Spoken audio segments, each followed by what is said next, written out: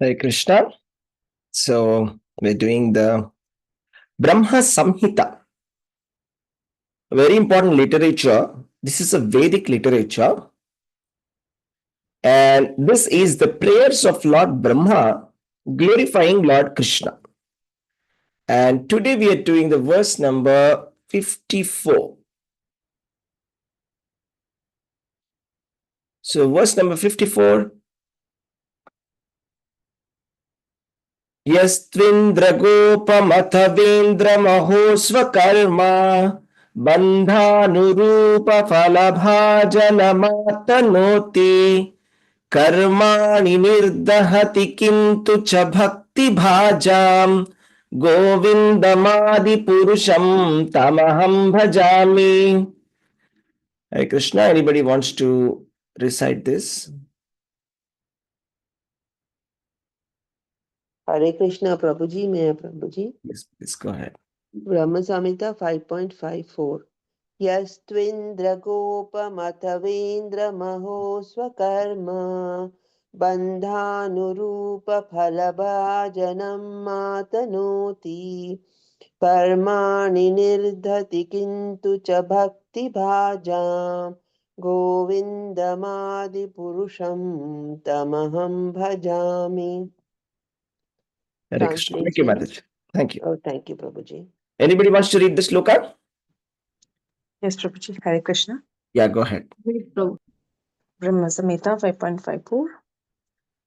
Yastvindra gopamatavendra maho swakarma bandhanurupa palabhajanamatanooti karmani nirdahati kintu ja bhakti bhajam govindamadi purusham tamaham bhajami.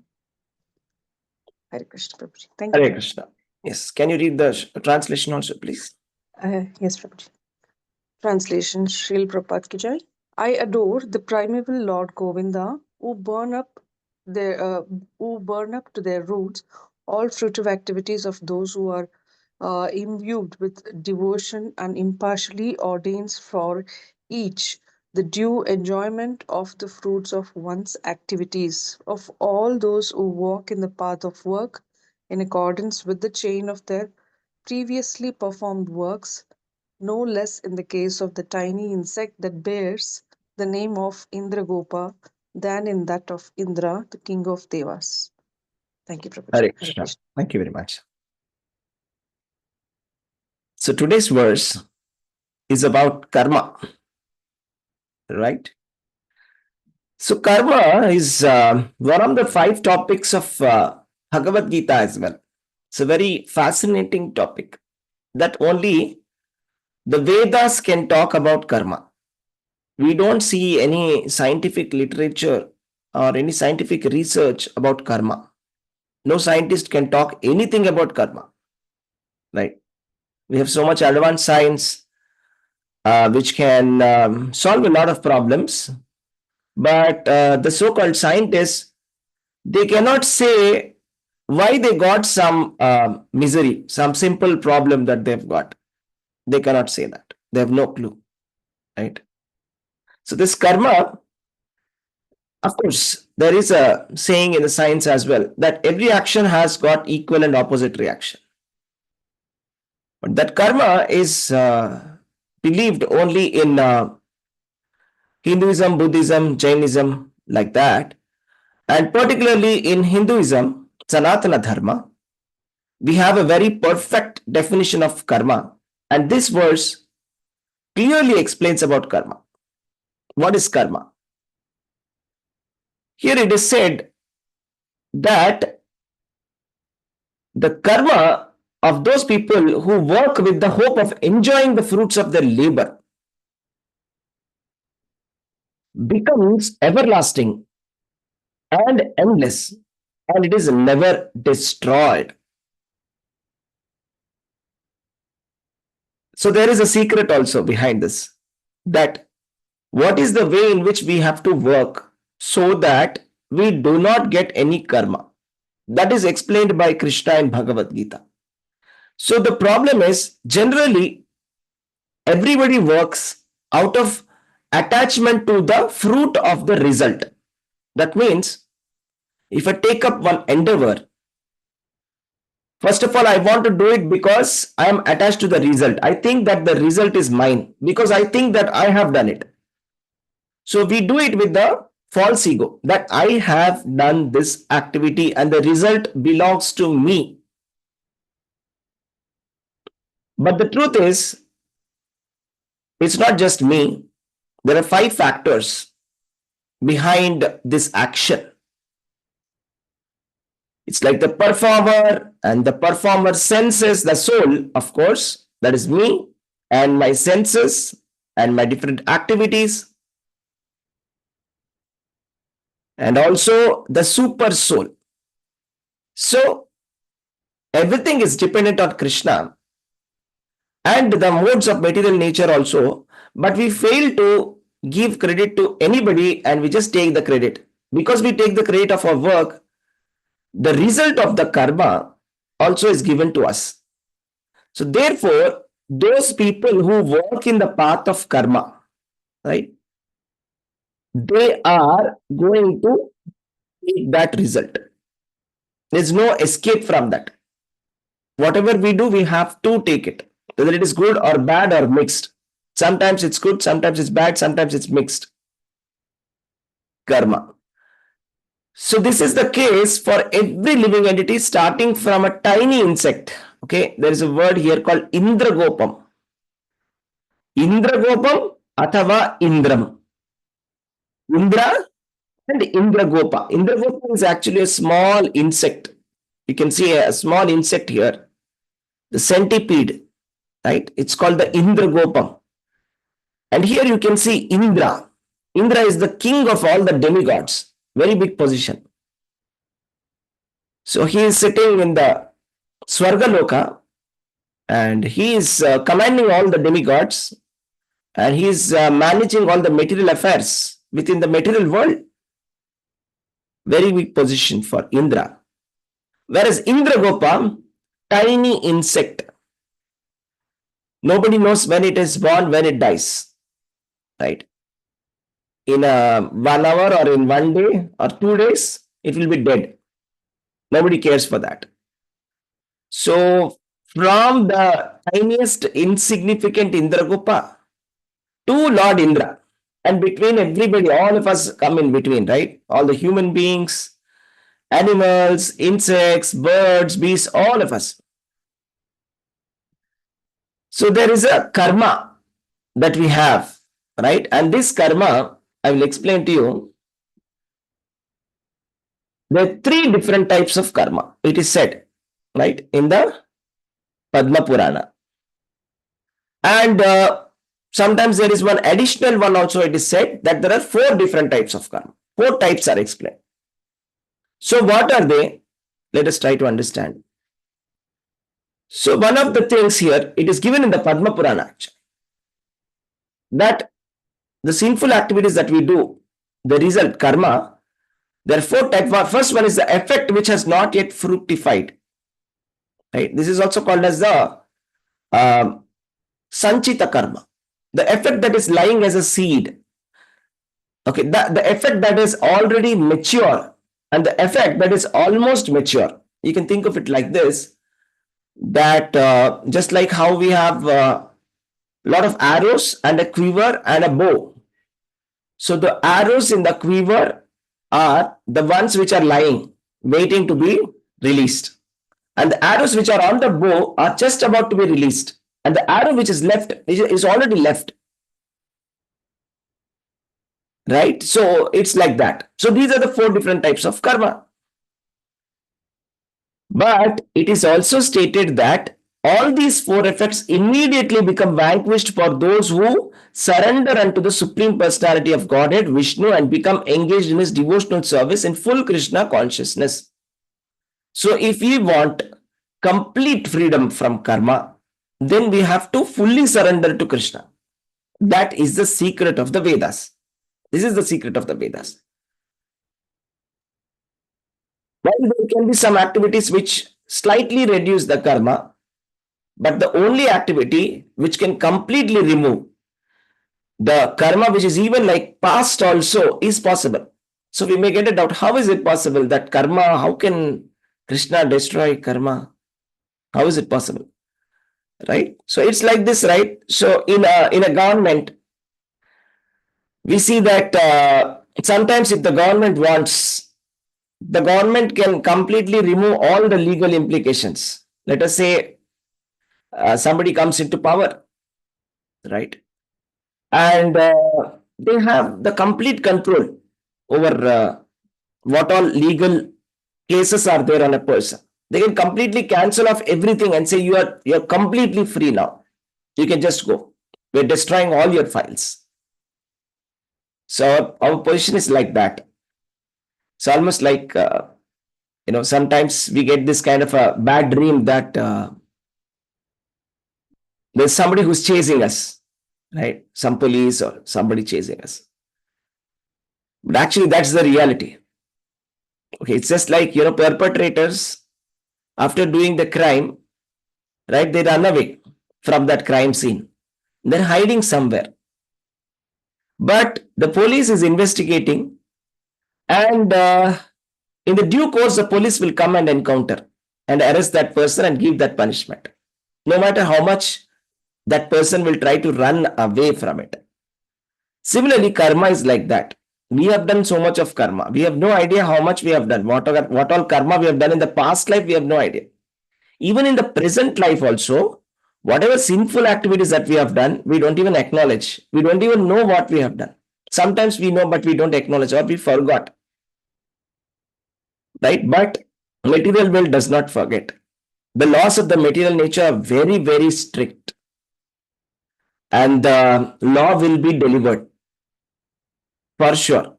So nobody can escape from it in different ways, in the terms of sometimes it is delivered by the grahas, that is the planetary systems, right? Sometimes it is delivered by Yamadharmaraj, right? So somehow or the other, you see, the law will be delivered and the punishment will be given. And we can see that. What is the proof for that? We can actually see in our lives, right? So sometimes it's like unfavorable, sometimes it's favorable.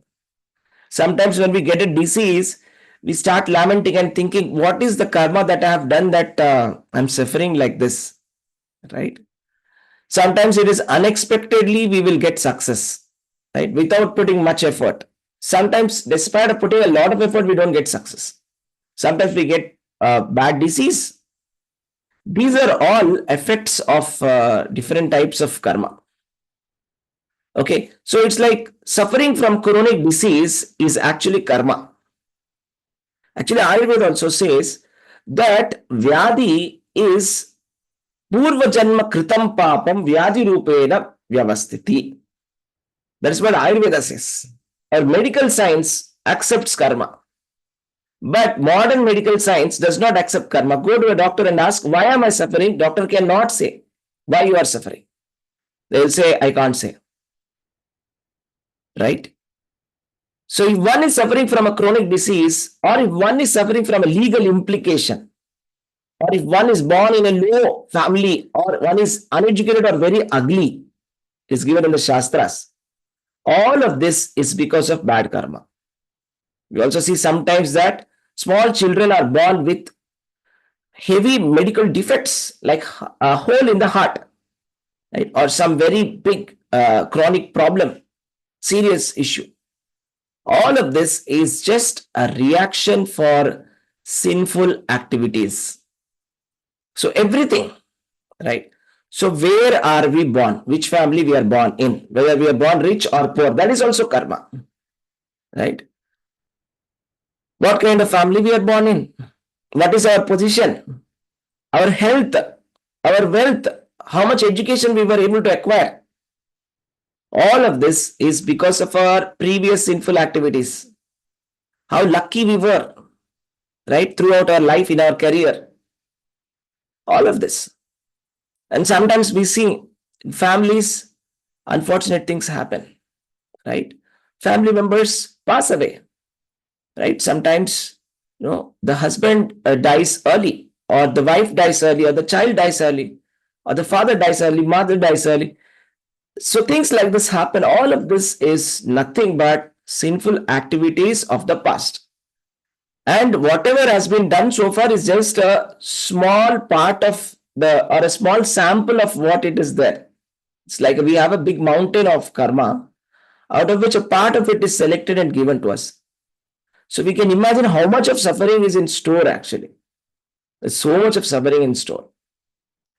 So the point here, which is said here, is that God impartially induces the fallen souls to act in a way that is consequent on the deeds of their previous birth to enjoy the fruits of their labor. This is the point. So God is very impartial, like a judge. So sometimes we scold the God. We scold God and say, why is God giving me the suffering? Is God a very bad person? It's almost like accusing the Supreme Court judge or a High Court judge. Judge is impartial. So judge is impartially just delivering whatever is supposed to be. So this is the law. As per the law, this law has been violated.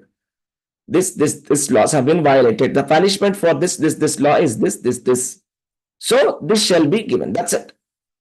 There's no question about partiality at all. It's completely impartial. Upadrushta Anumanta Bharta Bhokta Maheshwara. Krishna is like the witness, like a very impartial judge. So whatever activity, whatever role he takes, he does it very impartially. Absolutely no partiality. So we do not know, therefore we accuse God. But here is the important point. But it says but. Okay, why does it say but? Because it says karmani nirdhati kintu. Kintu means but. That means there is some exception for this rule. God very impartially delivering justice. What is that exception? Out of his great mercy to his devotees, he purges out by the fire of the ordeal the root of all karma, the nuisance and the evil desires. So it is possible to completely burn off full karma, completely can be finished. That's what our Vedas are saying. Krishna is saying, Sarva dharman parityajya mamekam sharanam vraja aham tvam sarva papebhyo mokshaisi. Right? So he's saying, I will remove all the sinful activities. Ma Shucha. He's saying, don't be doubtful. Don't think whether will I be removing all the sinful activities or not? Will Krishna be able to do it or not? Don't have any kind of doubts. Aham tvam sarva papebhyo. So Krishna is saying, I will deliver all the sinful activities completely will be eradicated. There will be no sinful activity at all. Absolutely. So much so that we don't have to take birth again. The reason why we take birth is because of the sinful activities. Right? And then it is said here that the function of sannyasa is also a sort of a karma befitting an ashrama and is not pleasant to Krishna when it aims at liberation. So sometimes the Shastra says that a person who completely renounces, he has no karma. So therefore, a lot of people become inspired by that statement and they take sannyas. But it is said that even if somebody takes sannyas, for the sake of liberation, Krishna is not pleased by them. Krishna is only pleased when the devotee surrenders to Krishna for the sake of attaining the service of God, for attaining the love of God, not for our own liberation. That is not the best attitude. So here it is said that even those people, those sannyasis who are taken the sannyas for the sake of getting liberation, they also receive fruition of their karma, even if it be disinterested. Their karma ends in atma mamata, that is self-pleasure. So they also will get karma. The so-called sannyasis who are interested in liberation, not interested in devotion. So there are two types of sannyasis, right? The devotee sannyasis and the non-devotee sannyasi. So the non-devotee sannyasi who are interested in jnana and liberation, they also get karma. They also cannot escape karma. But those who are pure devotees always serve Krishna by gratifying his senses, forsaking all attempts of karma and jnana. So the devotees, the pure devotees, they give up every kind of attempt of karma and jnana. So the ordinary people are called karmis, and those people who are looking for liberation are called jnanis. But the devotees are called bhakta. The bhaktas are the best because they do not have any desire whatsoever. It is said, Krishna bhakta nishkama atayeva shanta. It is said, bhukti mukti jnani kami. That means that whoever is a karmi, an ordinary person who just wants to do some work and enjoy that work, that's it. That is the goal of life. Such an ordinary person and the jnani who wants liberation, both of them, even the yogi also, are called as kama. It's called sakama. That means they have a desire. For example, the karmi wants to enjoy the fruits of his results. Right? The purpose of an ordinary person is that he wants to work very hard and enjoy that fruit. That's it. So that is kama. And the purpose of a jnani is that he wants to merge in the Supreme Lord. So that is also one desire. And the yogi is expecting the eightfold perfection, Ashtasiddhi. So that is also kama. But Krishna Bhakta Nishkama Atayeva Shanta. That means a devotee of Krishna is 100% not at all interested, is not interested in fruits of activities, is not interested in eightfold perfection, mystic perfections, is not interested even in liberation.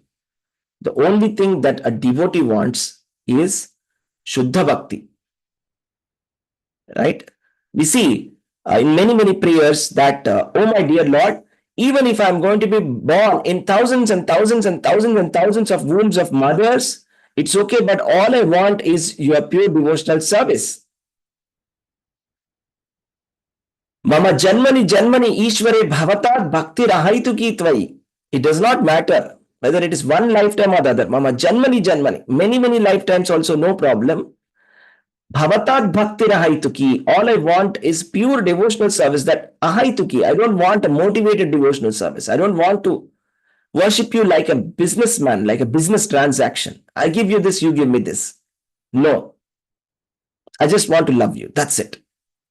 This is called as the attitude of a bhakta. That is the attitude of the pure devotees, like those of the residents of Vrindavan. Right? So these devotees, so anybody who serves Krishna in this attitude, Krishna will completely burn off all the karma. That is a brilliant thing. So we should be actually very happy and celebrate it. Right? And this, the devotional service, every activity of it is so potent, so powerful. Today is Ekadashi. It is given in the Shastras, Ekadashi is so powerful that anybody who fasts on Ekadashi, all the past sinful activities will be burnt up. Right? And today is Kartik Mas. So see, every Krishna conscious activity is so special and so powerful. Anything in relation with Krishna is powerful. Kartik Mas, it is said that anybody who fasts in the Kartik Mas, who observes this Kartik Vrata, their sinful activities of the past will be finished in a half blink of a second. So even if you blink your eyes, it will take some time, right? Just try blinking how much time it takes. In a half of that, all the past sinful activities will be completely destroyed. Right? This Hare Krishna Mahamantra is so powerful. The names of Krishna are so powerful that they don't not only remove the sinful activities that you have done in the past, but whatever sinful activities that you are going to do in the future also will be destroyed. That is the power of the Hare Krishna Mahamantra. So this is the power of surrendering to Krishna. Right? It can completely destroy. There is no other process. Right? So in all the Vedas, right? So that's what the Lord Brahma also is saying to Narada. Right? Sarva Vedeshu Drishyate. There is no better process. Iti Shodashaka Nam Nam. Nata parataropaya sarvavedeshu drishyate. Nata parataropaya. There is no better upaya. Particularly in this Kali Yuga. Hari Kirtanat. This is such a wonderful movement, Krishna consciousness. We are so lucky, I must say, because Chaitanya Mahaprabhu's movement is such a simple movement. There is no complication, nothing here. Just simply chant the names of Krishna and go back to Godhead. So whomever Chaitanya Mahaprabhu used to meet on the street, he used to say, chant the names of Krishna, chant the names of Krishna. Anybody he sees, he would say, chant the names of Krishna, chant the names of Krishna. That's it. This is the moment. Nothing else. So it's so as simple as that. Everything is done in this. So it is said that Yavanatta udapane sarvata samplutodake tavan sarveshu vedeshu brahmanasya vijanatah. That means all the purposes that are served by Vedas are served by the one who understands the purpose of the Vedas. This is the point. That means in the Vedas, there are so many activities, no doubt. So many activities. Like worship of the demigods is recommended, worship of ancestors recommended, doing different kinds of charity recommended, doing different kinds of fire sacrifices recommended. So many things are recommended. But the point is, if you understand the purpose, why is this all of this given? What is the purpose of all of these kinds of worship given? You understand the purpose, then the purpose will be served. Why is it that it is given? It's given for purification. So that we become purified. Purified means so that our karma will be cleansed. But if we take to Krishna consciousness, we understand the purpose. The purpose is Veda is sarver ahameva vedyo. The purpose of the Vedas is to understand Krishna. If somebody understands that, then Krishna is praising. Sabuddhiman.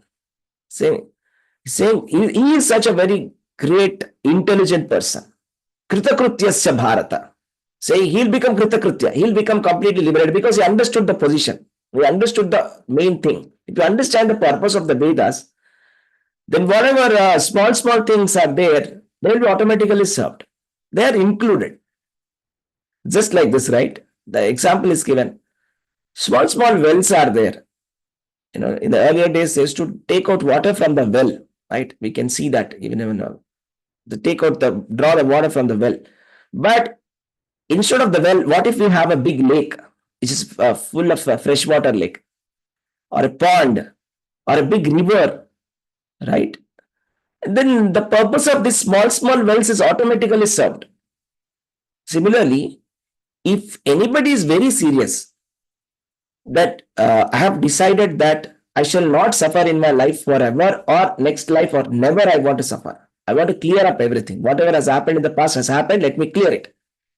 Somebody is very serious. What they must do is they must take up to Krishna consciousness very seriously and surrender to the spiritual master. So then the spiritual master will completely take up the karma. That is the thing. At the time of initiation, the spiritual master takes the entire karma. Karma is finished. And the devotee is chanting the mantra, right? And there is no possibility of any karma getting for the devotee. Okay. This is the secret of the Vedas, right? So if we understand the secret of the Vedas, everything will be gone. Aham tvam sarva papebhyo mokshayishyami ma shucha. So all kinds of sinful activities will be completely eliminated by Krishna, simply by surrendering. So it's such a wonderful thing how God is very impartial and partial at the same time. Either a person can be partial or impartial. Yes, we see that sometimes. We say, okay, this person is very impartial. Okay, he's so impartial that even for his son also he gives the same judgment, same punishment. The king is so impartial. If the son does some mistake, he will say, punish him. Wow. And there is a person who is very partial. For their people, they will do anything. For others, he won't do. But Krishna is partial and impartial at the same time. He's partial for his devotees so much that he can burn up all the sinful activities of all lifetimes forever. That is awesome, right? And he's so impartial at the same time that if we do not surrender, he'll be very strict. Okay? So that's what we see here in today's verse. Bandhanurupa falabhajana matanoti karmani nirdahati kintu sa cha bhakti bhaja. With devotion, if we worship Krishna, then he will nirdahati, karmani nirdahati. All the sinful activities, just imagine like a pile of cotton. Okay, it's like a pile of cotton, very big, okay, like Mount Everest. Does not matter. All it requires is one match stick with fire. One spark of fire, you put it to the entire cotton will be burnt. Karmani nirdahati kintu cha bhakti bhajam. That is bhakti. Bhakti is like that. You're putting a little bit of setting that on fire. Everything will be finished. So Krishna is not easily understood.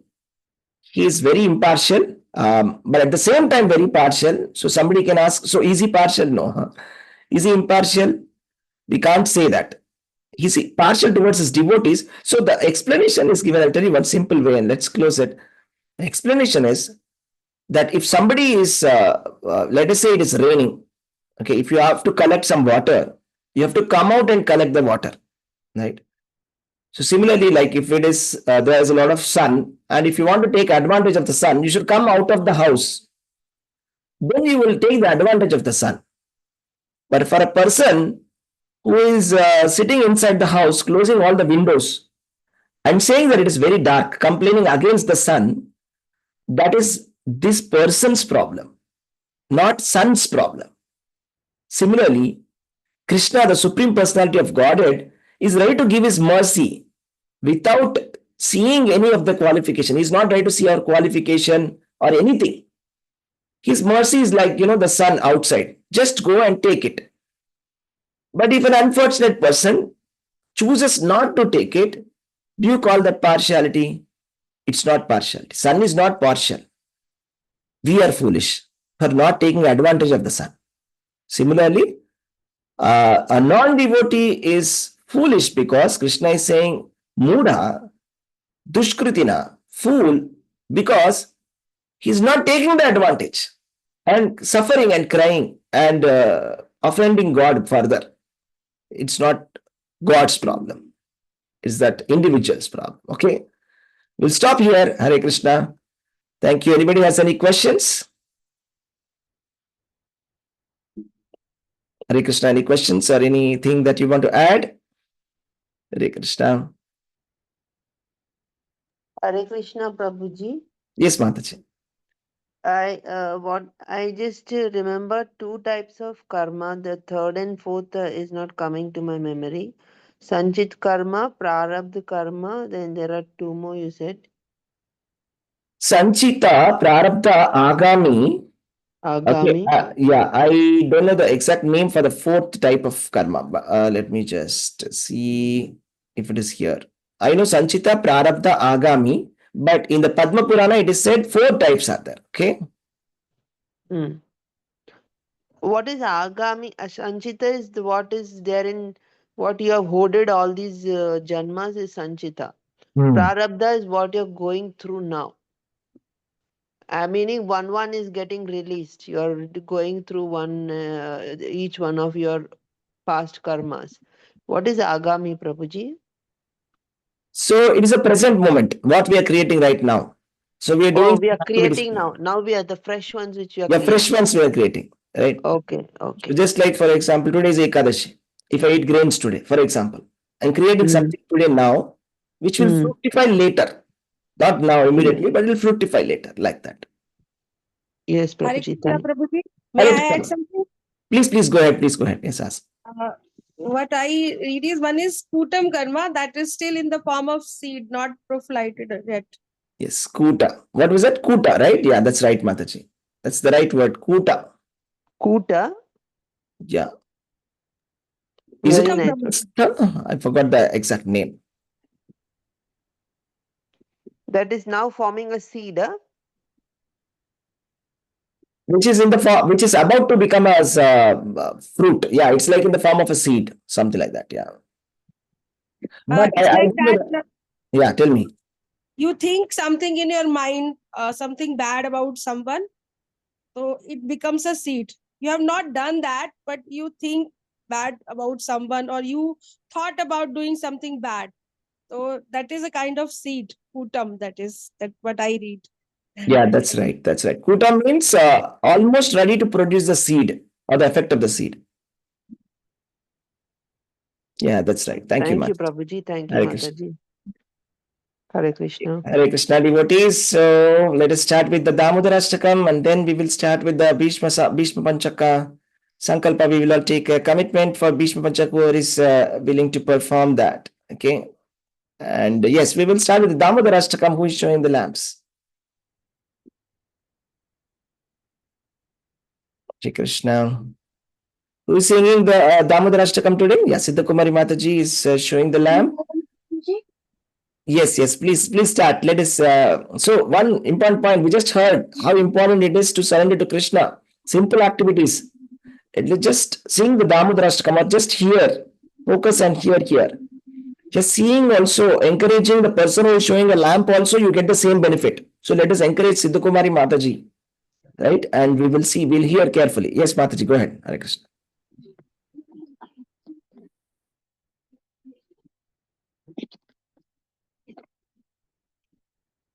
Hare Krishna.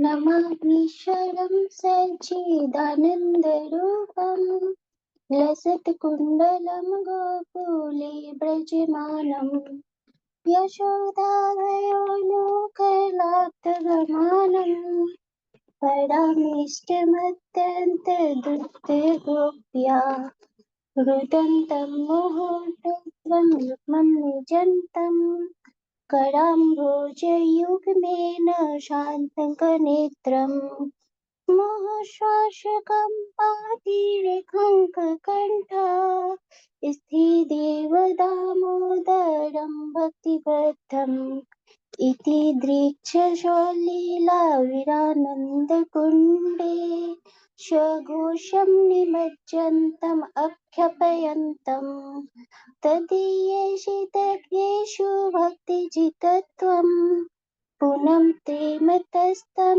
सताभिति वन्दे वरं देवमोक्षं न मोक्षं वदिं वा न चान्यं विनेहं वरिषादपीह इदं ते वपुरनाथ गोपालबालं सदा मे मनस्याभिरास्तं किमन्ये इदं ते मुखम्भोजमत्यन्तनीले वितं कुन्तले स्निग्धरक्तश्च गोप्या मुश्चुम्बितं बिम्बरक्ताधरं मे मनस्याविरास्तमलं लच्छलाभ्ये नमो देवदामोदरम् अनन्तविष्णु प्रसीद प्रभु दुःखजलाब्धिमग्नम् कृपादृष्टिविष्टान्तिदीनं बतानु गृहान्वेष मामेत्य दृक्ष कुबेरात्मजो बद्धभूतविदत्वा त्वया मोचितो भक्तिभाजो कृतो च तथा प्रेम भक्तिं स्वकामे प्रयच्छ नामोक्षे गेहो मे अस्ति दामोदरेह नमस्ते स्फुटां निस्फुटदीप्तिधाम्ने त्वदीयोदरायाथ विश्वस्य धाम्ने नमो राधिकाय त्वदीयाय प्रियाय नमो अनन्तलीलाय देवाय तुभ्यं नमामीश्वरं सच्चिदानन्दरूपं लसितकुण्डलं गोकुले व्रजमानं यशोदावयोलुकलाटवमानं परामिष्टमत्यन्तदुत्तगोप्या हरे Krishna Krishna Krishna Hare Hare Hare Rama Rama Rama Hare Hare. Hare Krishna Prabhuji Mataji. Hare Krishna. Who is that? Who sang the song? What's your name? Ruby Nath. Ruby Mataji. Thank you, Mataji. Hare Krishna. Hare Krishna Prabhuji. Thank you, Mataji. Siddha Kumari Mataji. Hare Krishna. All right. So thank you, devotees. Now let us hear about the glories of Ekadashi that is there today. And we will also hear about the importance of the Bhishma Panchaka. Okay. Does anybody know what is the name of the Ekadashi today? Hare Krishna Prabhu. Dev Uthani Ekadashi. Yes, Deva Utthana Ekadashi. Utthana Ekadashi. Correct? That's right. And it's very special. You know, Utthana means wake up.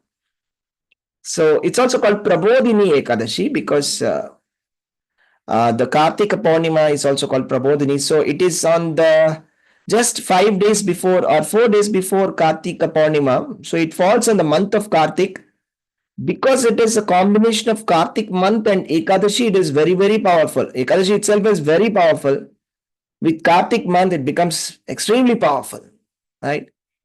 So it is said in the Shastras that Hari Bodhini Ekadashi, it's also called, or Uttana Ekadashi. This is a time when all the demigods, they will wake up along with Lord Vishnu. They would have gone to sleep, right? Devashayana Ekadashi, all the demigods would have gone to sleep 4 months back, right? When we started the Chaturmasya. Now they're all going to wake up. Okay. So it's like for them, whatever is 1 year is like 1 day. 1 day for them is like 1 year for us. That's why the difference.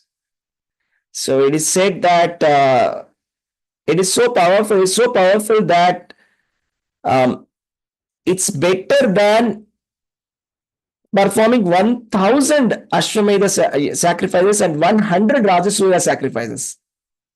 You see, 100 Ashwamedha sacrifice, if somebody does, they'll get the post of Indra.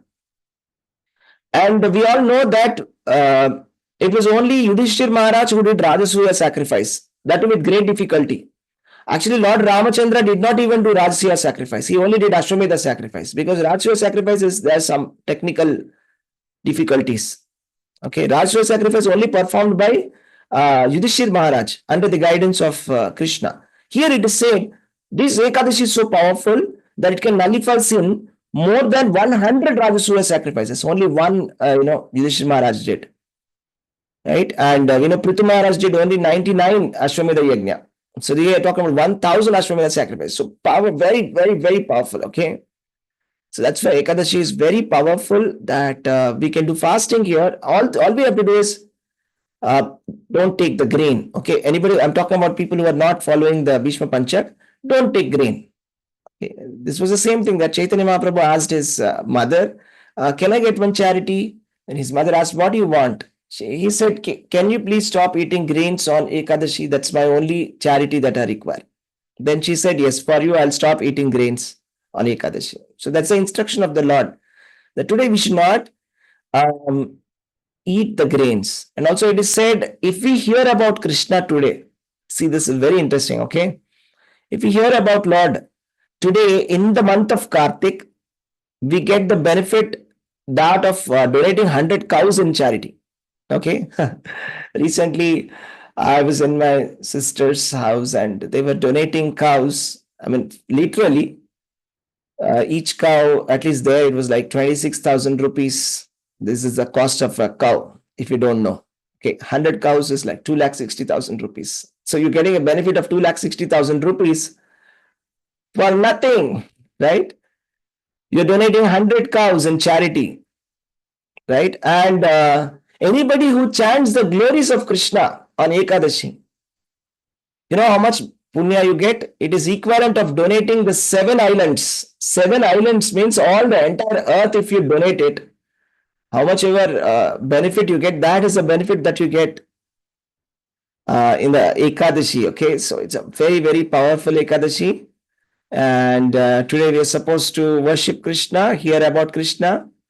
And Prabodhini Ekadashi, anybody who fasts on Prabodhini Ekadashi does not enter into the womb of another mother. Therefore, a person should give up all varieties of occupation and fast on this particular Ekadashi day. It is said, on Ekadashi we should stop all our business and fast. That is a main thing. Not just that fast and sleep, we should fast and we should chant the names of Krishna. Also, it is said in the Padma Puran Hari Bhakt Vilas, anybody who fasts with one-pointed intelligence on this day, and they will get all their desires fulfilled. So that's a very, very powerful Ekadashi, okay? So that's the point about today's Ekadashi. So anybody following Ekadashi today, go ahead and follow the Ekadashi in a normal way, however you do it before. Very important that we do it. And also there's one story also that in the Kartik Mahatmya Padma Purana, very famous story is there. I'll tell you this story. There was a small mouse, okay, which was very hungry, and it went to one Krishna temple, and it was trying to eat the ghee of a lamp. So there was a ghee lamp there, okay, and the rat went and it wanted the ghee inside that lamp. So somehow what happened was that wick got stuck in the teeth of that. So the wick got stuck. It only wanted to eat the wick and remove the fire. It wanted to stay away. But unfortunately, because it got stuck inside the mouth, what happened was the mouse caught the flame, right? And it burned, right? It died due to fire. And Lord Vishnu accepted the jumping of that mouse with the lit ghee wick in the mouth as arati. So Lord Vishnu thought, okay, this mouse is performing arati. So then that mouse went back to Godhead. This is the Padma Purana story, okay? So that is the benefit, that if a mouse unknowingly is showing one lamp, ghee lamp, right, is going back to Godhead immediately, then what about human beings, devotees who are consciously showing lamps, right? So this is the power of Uttana Ekadashi or Prabodhini Ekadashi or Deva Uttana Ekadashi, okay? Hare Krishna. Anybody has any questions? Now we'll talk about Bhishma Panchak. Okay. Bhishma Panchak is last 5 days. So we are very excited about it because Kartik month has come towards the end. And this is the end of Chaturmasya. Chaturmasya is considered very, very pious period, okay? This is the time when everybody focuses on spiritual activities for these 4 months. Traditionally, that's what people used to do. These 4 months are focused on spirituality. And particularly Kartik Mas is very important. And particularly these last 5 days of Kartik are very, very important. Called Bhishma Panchaka. Because Bhishma Pitamaha was on the bed of arrows. Okay. So all we have to do is there's a particular way of doing this, and I'll just play a video and that will explain how it has to be done. Okay. And then we will take some questions if anybody has any questions. Okay. Okay. Let me play this video on Ekadashi. How to follow the Bhishma Panchaka Ekadashi. We will see that. Just give me a moment.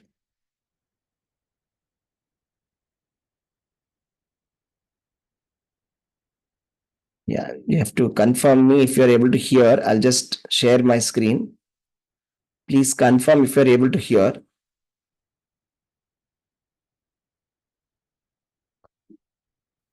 Just type in the chat, okay? If you're able to hear, type in the chat yes or no. If you're not able to hear anything, type no. Just a minute. I'm not started yet. If you're able to hear, type yes in the chat.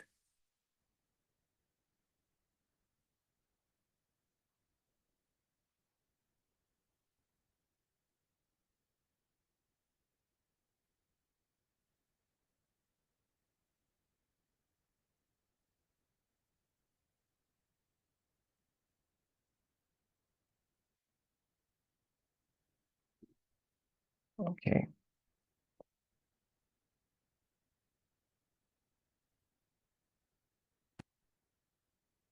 Okay, not able to hear. Okay, let me see what I can do.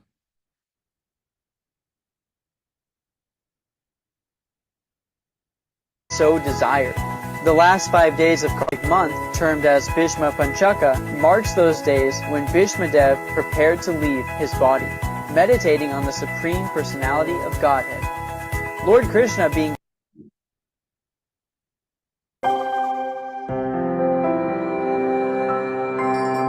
Get ready for the last 5 days of Kartik. Indulge in bhakti by following the footsteps of the great Mahajans. Why observe Bhishma Panchaka? Bhishma Dev, the son of Mother Ganga and a Mahajan, had the boon of leaving his body when he so desired. The last 5 days of Kartik month, termed as Bhishma Panchaka, marks those days when Bhishma Dev prepared to leave his body, meditating on the Supreme Personality of Godhead. Lord Krishna, being very pleased with Bhishma Dev, agreed to give his pure love to those fortunate souls who chant, sing, hear, read, worship, and fast for the 5 days of Bhishma Panchaka. This Bhishma Panchaka get closer to the Lord by offering a special item every day. The offerings as recommended by the Shastras include: Day 1. Offer Padma to the feet of the Lord. Day 2. Offer Bilva leaves to the thigh of the Lord. Day 3. Offer Gandha to the navel of the Lord. Day 4. Offer Java flower to the shoulders of the Lord. Day 5. Offer Malati flower to the head of the Lord. Fasting for the 5 days of Bhishma Panchaka is another recommendation given in scriptures. The Padma Purana says that by observing such austerities, one pleases the Lord and makes spiritual advancement. This fasting starts on Ekadashi and continues until the Rasa Purnima day. The fasting is broken at moonrise on Purnima day. It is recommended to do full fast on Ekadashi, and then the following 4 or 5 days one should fast according to their convenience without affecting daily services and sadhana. There are 3 levels of fasting, and they are as follows. Level 3. One can take Havishya. Havishya is made from unparboiled rice, ghee, sind of salt, ripe banana, kala shaka, wheat, and barley. This level also includes fruits, roots, coconuts, nuts, milk products, and certain grains like rice, wheat, barley, and moong dal. Level 2. One can take fruits and roots. Fruits with many seeds should be avoided. Boiled potatoes, raw banana, and sweet potato can be taken boiled or baked. We can use sea salt for taste. Cashew nuts, raisins, dates can be taken. Nuts, which are seeds of fruit, are allowed. Seeds are not allowed. We shouldn't take milk and milk products at this level of fasting.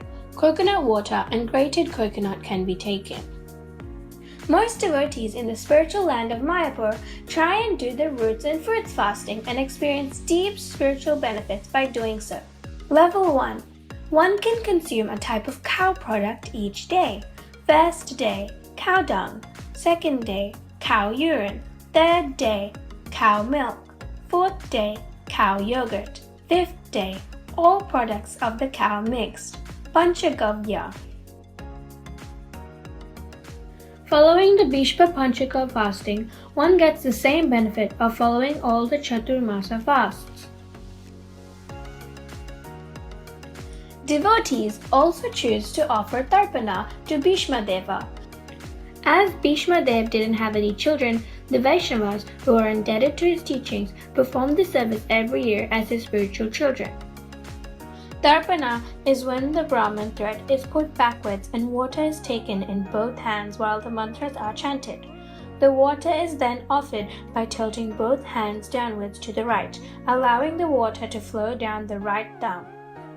One should take bath in Ganga or the other holy rivers every day and offer Tarpana 3 times for Bhishma Deva by saying the following mantra.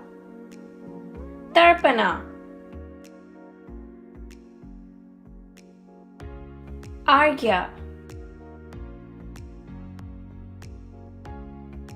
Pranam.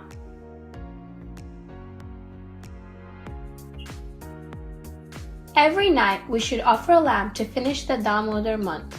One should remain celibate for these 5 days.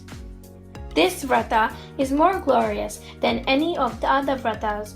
Just hearing about this vrata destroys the sins of 10 million births. What to say about performing it? The devotees perform this vrata to please the Lord, but also receive unlimited benefits from doing so. One can go back to Godhead even if one is a sinner. Happy Bhishma Panchaka!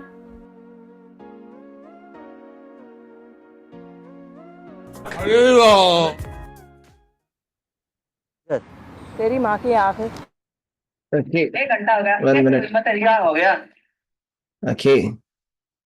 Hare Krishna devotees. Anybody has any questions? Anybody has any questions? Prabhuji, ripe banana is also okay, right? Yeah, banana is okay. Not a problem. Banana is okay in level 2. It's fine. Prabhuji, what Yes, are the Hare Krishna Prabhuji? Yes, what are Mata. I don't know in which group you are posting what is to be eaten. If you can send or if you can share this video or which group. Are you in the morning English Gita group? I don't know. It is not there, Prabhuji. Nirmala Mataji. 1 minute. Can you give me a phone number, please? 8867 8867 44 44 39 39 52. Give me a moment. I will Yes. post it to you privately. Yes, Prabhuji. Nirmala Mataji. Yes, I see that you are in. Oh, you're not in any one of the English Gita groups. That's why you're not receiving the messages. Okay, I'll send you an invite to join that group, and I'll also send you the message. Okay. Hare Krishna, mighty generous of you. Yes, Hare Krishna. Yes. Anybody has any other questions?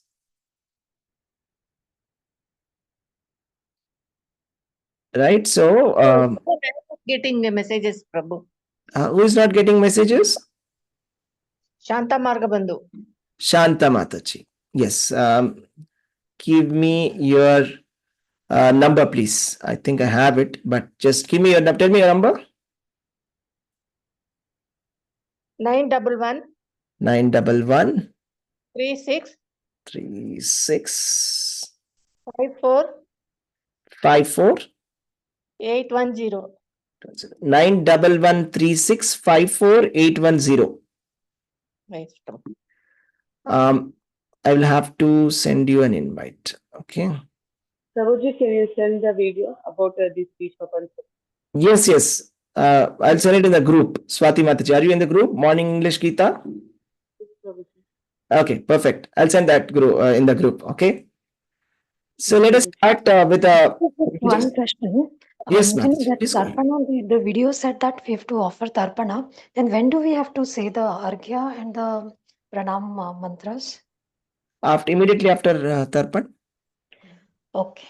Just 2 mantras. That's it. Just offer water and tell those mantras. That's it. One time or 2 times or 3 times? It's said 3 times. Each mantra, right?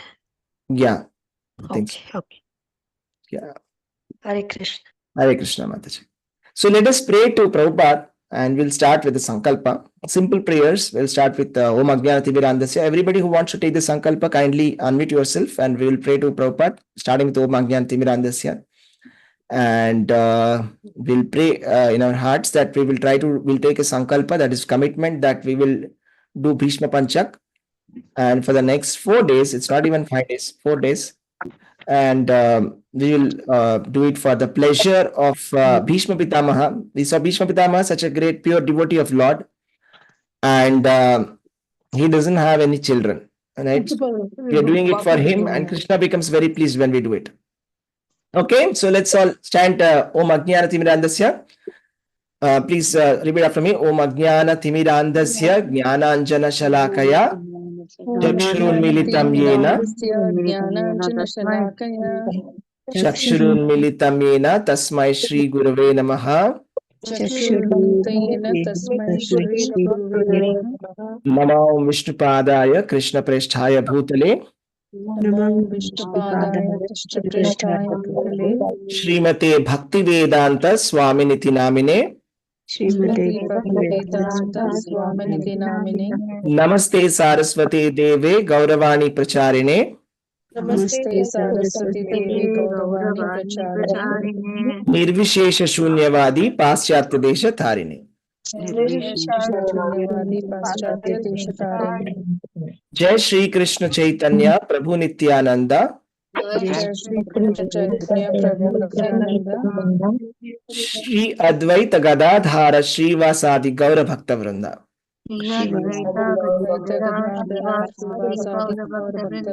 Hare Krishna, Krishna Krishna, Hare Hare, Hare Rama, Rama Rama, Hare Hare. Hare Krishna, Hare Krishna, Krishna Krishna, Hare Rama, Rama Rama, Hare Hare. Okay. Prabhuji, one more thing. Yes, please. This is the first time. How to perform, I don't know. If you follow the video, it will go. You follow, who is this? You follow the video and who is this? Who is this? Shailaja. Shailaja Mataji. Swati Prabhuji. Swati Mataji. Yeah, you go to the video and I'll also explain if you want. You can call me or if you want, I can quickly summarize. It's like just like 5 days. Actually, 4 days. 5 days supposed to be, but 2 days are falling on the same day. So starting from today, Tuesday, Wednesday, Thursday, Friday, we are performing fasting. There are 3 levels of fasting. We are choosing level 2 fasting, most of us. Level 2 fasting is eating only fruits. Okay, only eat fruits and roots. That is potatoes and sweet potatoes. Okay, no oil, no ghee. You can take salt, no sugar, and no sweet, nothing. Is that okay? No spices. Only ginger, lemon allowed. Is that clear? Ginger, lemon, fruits, and roots. Simple, close. 1 minute, Prabhuji. 1 second. I will write. No problem. I'll send you the message in the group also. Okay. I have explained this. All right. Nuts are also allowed, na, in level 2? What is that? Dry fruits are also allowed, na? Dry fruits are also allowed. Yeah, you can write down, Mataji. Potato, sweet potato, and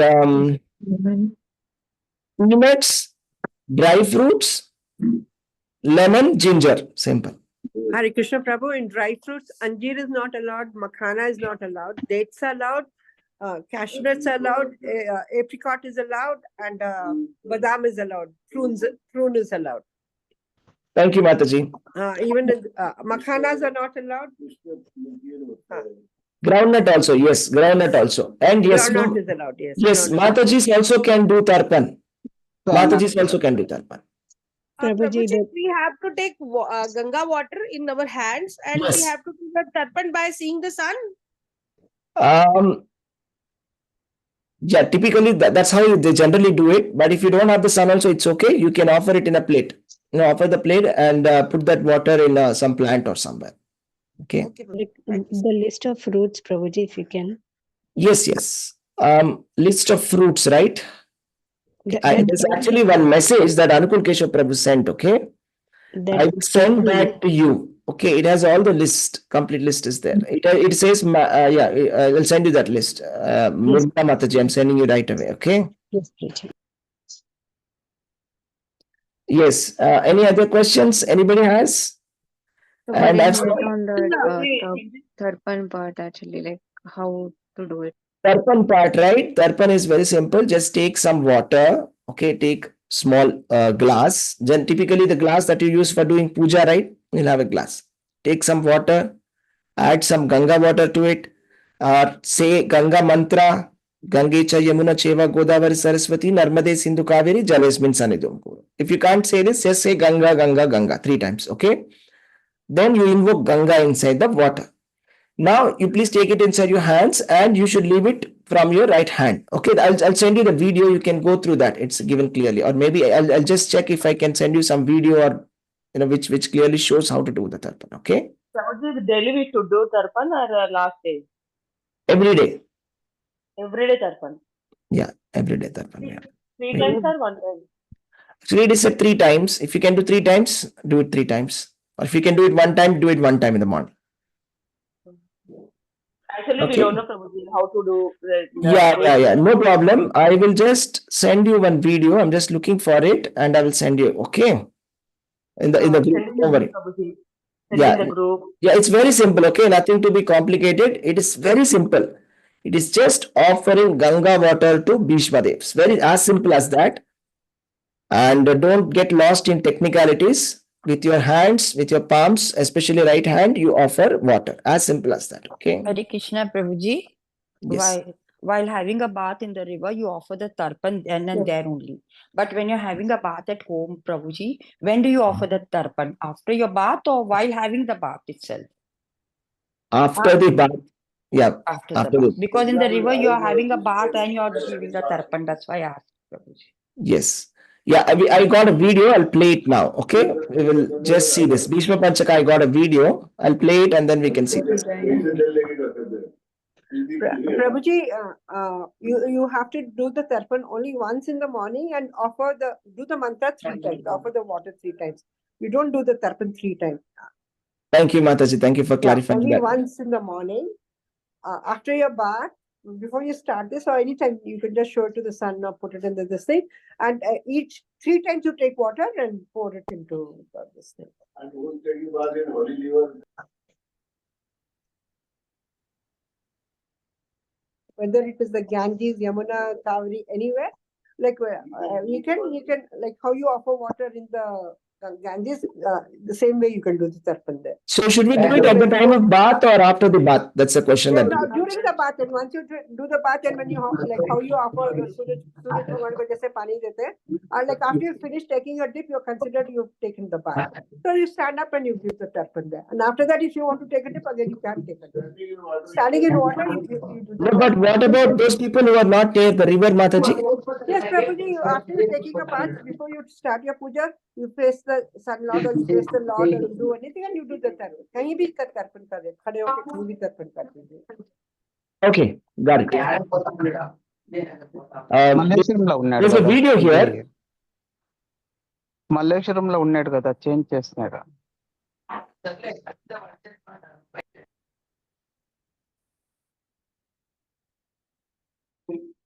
We can't hear. 2 Achman cup. Not able to hear? After taking bath, we can come out or can take 2 Achman cup and 1 bowl. This is called Arghya bowl. We can. So according to Guru Maharaj, so we're going to show practically how to do. We can practice in houses. Chandra Brahmanas, other of the devotees. We can go through like this. First we can take 2 Achman cup. After taking bath, we can come out or can take 2 Achman cup and 1 bowl. This is called Arghya bowl. We can keep.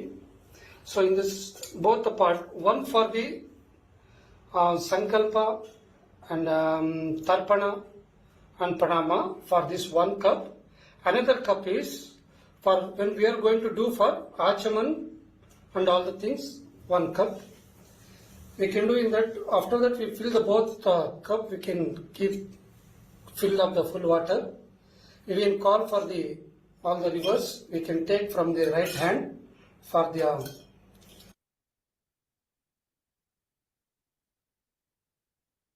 we pick up some water from the pot. Take little water and sprinkle over on the Om Hastaya Fat Swaha and do that. On the middle finger, we can touch the water, we can chant the mantra for Ganga mantra. Om Gangaicha Yamunai Chaiva Godavari Sarasvati Narmade Sindhu Kaveri Jalasmin Sannidhim Kuruho. If you chant this mantra, all the holy rivers will be present in this. We can just do 1 pranam for all the holy river. Then take little water from the Achaman spoon, just put it in other part also. This also became all the holy water. Next step, Achaman. When doing the Achaman, we are showing the simple way Achaman. You can lift the spoon from right hand to give the left hand. Take the water like this. You can chant the mantra along with that. Om Keshvaya Namaha. Wash hand again. Om Narayana Namaha. Om Madhavaya Namaha. Swaha. Then again water. Then wash it. Govindaya Namaha. Vishnuvaya Namaha. Then take the right hand. Touch your right here. we can chant the mantra Om Apavitro Pavitro Va Sarva Avastha Angatopiva Yam Smaret Pundari Kaksha Sa Abhyantaraha Shuchihi. We can chant this mantra, we can purify ourselves, whole body. Take little water also.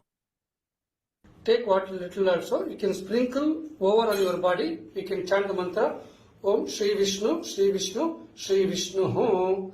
You can chant this mantra. This Achaman was finished. Next we can go for the Sankalpa. Simple way of Sankalpa. We can on the right thigh, we can go to the left hand bottom. On the top of the right hand, we can keep like this. We can chant the mantra Hasyam Shubhatito Bhagavata Agneya Bhagavata Kaikarya Rupam Shri Shri Guru Gauranga Shri Shri Radha Krishna Preranaha Shri Shri Radha Krishna Prityartham Yata Shakti Bhishma Panchaka Vrata Sankalpam Aham Karishe. We can chant this mantra. We can take out the hand like this. Take little water, either 3 times. We can just do Sankalpa. We have to be pour the water on the ball. This is called Sankalpa. So we have just finished the Sankalpa. Next we will go for Tarpana. When we go to Tarpana, whatever, if you are Brahmanas, either one who have Upanayam and all the devotees, we can just change the Yagnopavita. The position has to be changed for the Tarpana. So this is like this. We have to be do. It has to be go like this. Tarpana is. So then we have to be turned like this 3 times. So we have to be holding like this. Take the water from the pot 3 times like this. We can chant the mantra. We can chant the mantra. Tarpana mantra. Om Vayagra Padya Gotraya Samskruti Pravaraya Cha Aputraya Dadamye Asat Salilam Bhishma Varmane. You can tell mantra like this, and you have to be water. You have to be 3 times. You have to be do like this. This is each 1 time you have to chant mantra. 3 times you have to be pour the water on the bowl this way. After finish this way, you can just take a Achaman cup water, then wash it like this, and immediately take out. Change your position towards it. As before, we have same position, have to be come back. Next, we have to go for Arghya. Arghya, when you're doing, so before, when the Tarpana, we are using for single hand. So when you come for the Arghya, we have to be used for both the hand. So when you're doing both the hand, we can do like this, take some water, hold like this, 2 hands like this. We can chant the mantra Vasu Namva Avataraya Shantano Ratmajayacha Argyam Dadami Bhishmaya Ajanma Brahmacharine. When you're telling mantra like this, after finish mantra, we can view like this to the ball. This is called Arghya. This is 3 times, 1 time chanting, 3 times you have to give.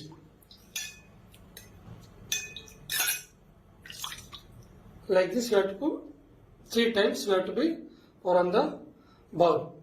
Next after this Arghya Pradhana, next go for Pranama. Everything again go for Achaman cup, take a water like this, wash your hands, then go for keep in your hand towards the chest. You can chant the mantra, belongs to mantra this Om Bhishmaha Shantanavo Veeraha Satyavadihi Jitendriyaha Abhirabdir Vapnato Putra Potro Chitam Kriyam. This mantra we can chant. We can just stand up, do pranam, when you can do dandavat. And this is every day we can practice after bath. This is for Tarpana, Arghya and Pranama we can do for Bhishma Dev. Hare Krishna.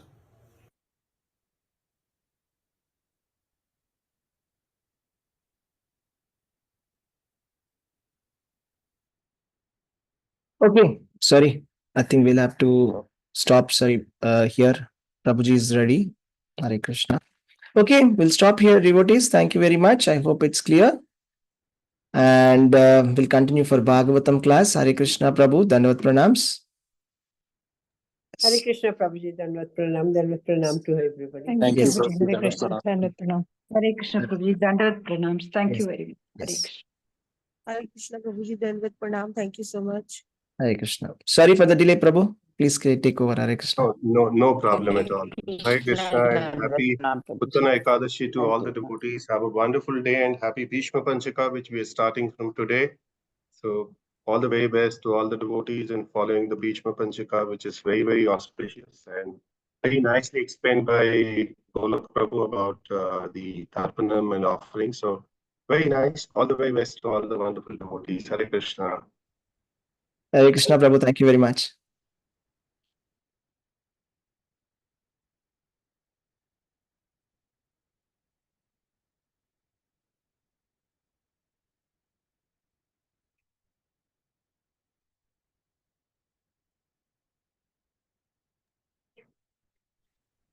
Hare Krishna, Prabhuji, Dandavat Pranam. Hare Krishna Prabhuji, Dandavats Prabhu. Prabhuji, when you're ready, we can start. Yes, Prabhu. Good to go. Jaya Radha Madhava Kunja Vihari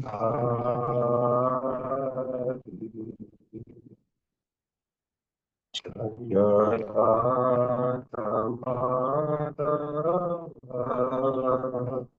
Kunja Vihari Jaya Krishna Vallabha Srihari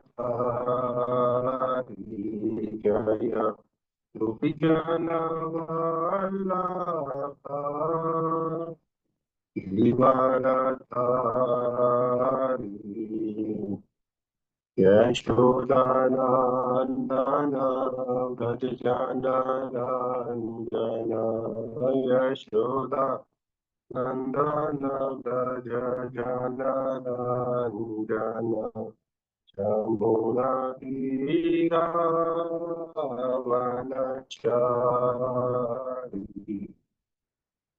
Shambhuna Gira Vanachari Jaya Radha Madhava Kunja Vihari Jaya Radha Madhava Kunja Vihari Jaya Gopika Vallabha Srihari Jaya Gopika Vallabha Srihari Yashodanandana Vrajajanandana Yashoda Nandana Vrajajanandana Yamuna Tira Vanachari Yamuna Tira Vanachari Jaya Radha Madhava Kunja Vihari Jaya Radha Madhava Kunja Vihari Hare Krishna Hare Krishna Krishna Krishna Hare Hare Hare Rama Hare Rama Rama Rama Hare Hare Hare Krishna Hare Krishna Krishna Krishna Hare Hare Hare Rama Hare Rama Rama Rama Hare Hare Hare Krishna Krishna Krishna Hare Hare Hare Rama Rama Rama Hare Hare Jaya Radha Madhava Radha Madhava Radhe Jaya Radha Srihari Radha Srihari Radhe Jaya Gaurangi Bangaloreshwar Gaurangi Bangaloreshwar Gaurangi Jaya Jagannatha Jagapala Deva Jai Subhadra Jaya Sudarshana Jaya Lakshmi Narasimha Jaya Ananta Dev Prahlad Narasimha Jaya Ananta Dev Jaya Nitai Chaitanya Jai Nitai Chaitanya Nitai Chaitanya Jaya Nitai Chaitanya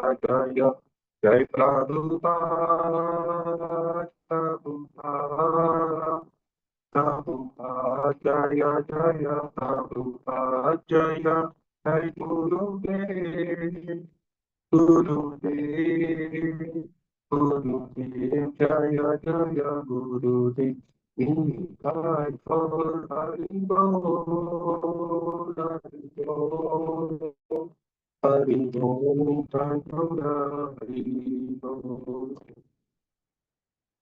Gaur Premanande Hari Hari Bol Jai Shri Jagannath Baldev Subhadra की जय श्री लक्ष्मी नरसिंहदेव भगवान की जय श्री गौरांगी बांगुरीश्वर की जय दारी चैतन्य की जय जय ओम विष्णुपाद हंस परिव्रजाचार्य स्तोत्र शत His Divine Grace Love Charanaranda Bhaktivedanta Swami Śrī Prabhupada की जय जय ओम विष्णुपाद परमहंस परिव्रजाचार्य स्तोत्र शत His Divine Grace Love Bhaktisiddhanta Sarasvati Goswami Maharaj Śrī Prabhupada की जय अनंत कोटि वैष्णववृंद की जय नमाचार्य श्रद्धास ठाकुर की जय जय श्री रूप सनातन भक्त रघुनाथ श्री जी गोपाल भक्तदास रघुनाथ षट गोस्वामी प्रभु की जय प्रेम से कहो श्री कृष्ण चैतन्य प्रभु नित्यानंद श्री अद्वैत गदाधर श्रीवासदि गौर भक्तवृंद की जय जय श्री श्री राधा कृष्ण चंद्र गोपीनाथ श्याम कुंड राधा कुंड गिरि गोवर्धन की जय मथुरा वृंदावन धाम की जय मायापुर नवदीप धाम की जय श्री क्षेत्र श्री जगन्नाथपुरी धाम की जय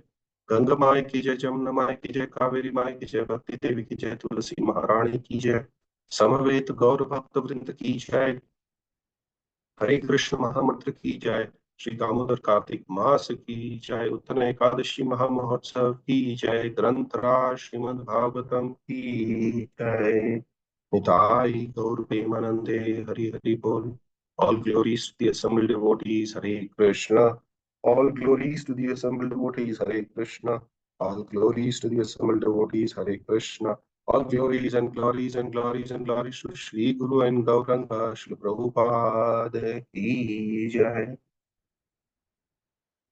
Om Namo Bhagavate Vasudevaya Om Namo Bhagavate Vasudevaya Om Namo Bhagavate Vasudevaya Narayanam Namaskrityam Naram Chaiva Narottamam Devim Saraswatim Vyasam Tato Jayamati Nastapaya Shabhadreshu Nityam Bhagavatam Sevaya Bhagavati Uttama Shloki Bhaktir Bhakti Naisi Mukam Karoti Vacharam Pangulangayate Indrim Yat Kripatamaham Pande Shri Gurudantarinam Paramananda Madhavam Shri Chaitanya Ishwaram Hari Om Tat Sat Om Namo Bhagavate Vasudevaya Hare Krishna. So we continue our conversation from Canto 4 of Srimad Bhagavatam, which is the creation of the fourth order. Chapter 8, Guru Maharaj leaves to the forest, and the text number is 35 today.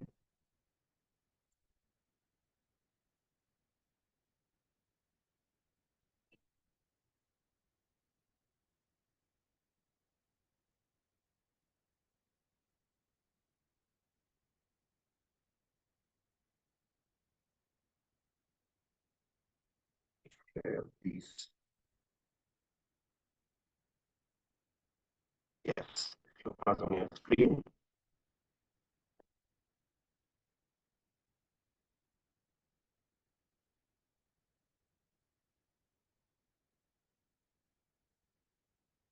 Oh, okay. I got a message that my voice is cracking. Is it better now? I think I'll just adjust a few things here. I hope it is better now. Thank you, Mataji, for bringing that to my notice. Okay. Dhruva vacha soyam samo bhagavata sukha dukha hatatmanam darshita kripaya pumsam durdasho samad vidvaistuye Dhruva vacha soyam samo bhagavata sukha dukha hatatmanam darshita kripaya pumsam durdasho asmat vidaistuyam Dhruva vacha soyam samo bhagavata sukha dukha hatatmanam darshita kripaya pumsam durdasho samad vidaistuya. What translation? Dhruva vacha. Oh, Maharaj said. Hare Krishna, Prabhuji, sorry for the disturbance. Your voice is cracking. Krishna. Okay, then maybe I'll just have to change my network. Just give me 1 minute.